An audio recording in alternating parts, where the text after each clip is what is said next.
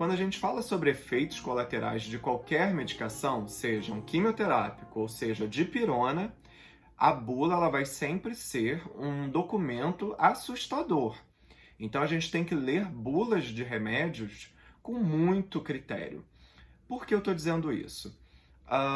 As bulas elas são feitas para proteger tanto a indústria farmacêutica, que escreveu aquilo ali se respaldando de quem vai tomar o remédio está assumindo todos os riscos, quanto proteger a atividade médica na hora da prescrição, de que você foi orientado sobre tudo que aquela droga pode te dar de bom e, eventualmente, de ruim. Mas excluindo essa tabela enorme, e a do tamoxifeno não é nada pequena, sobre efeitos colaterais, eu vou falar aqui dos principais efeitos específicos do tamoxifeno, que são os quais a gente tem que estar atento, e eles não são para a maioria das mulheres. Falando em ordem de ocorrência, assim, o mais comum são os calores, os fogachos.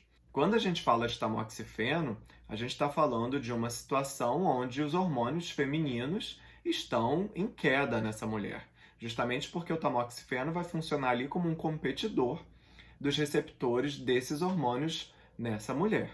Então, de forma muito clara, essa situação de hipoestrogenismo vai trazer muito suor, muito calor, que são os fogachos que não tem hora para acontecer. Pode estar frio, pode estar calor, vem aquela onda, a mulher fica se abanando, muito calor, isso é muito desagradável. Então, esse é o principal efeito colateral previsto no uso do tamoxifeno. Para além disso, trombose, o risco de trombose acaba elevando um pouco em relação ao não uso do tamoxifeno e também em relação ao uso do anastrozol, que é um inibidor de aromatase, que é uma outra classe de droga para hormonioterapia do câncer de mama. O risco de trombose ele tem que ser avaliado principalmente em mulheres que têm outros riscos associados, seja obesidade, o fumo, trombofilias, famílias que já trazem alterações herdadas genéticas que são pró-trombóticas, que podem causar eventos trombóticos nessa mulher. Um outro efeito importante do tamoxifeno, que tem que ser bastante conhecido, é o espessamento endometrial. O útero ele é composto por uma serosa, uma parte externa, o miométrio, que é o músculo que contrai durante o trabalho de parto, e o endométrio, que é a porção interna dele que descama mensalmente na menstruação.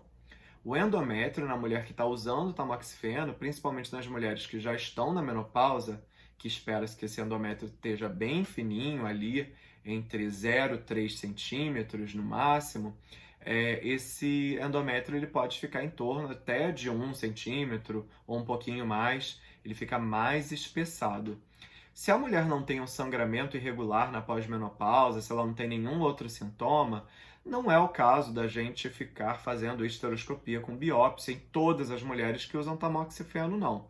Até porque é um efeito colateral esperado.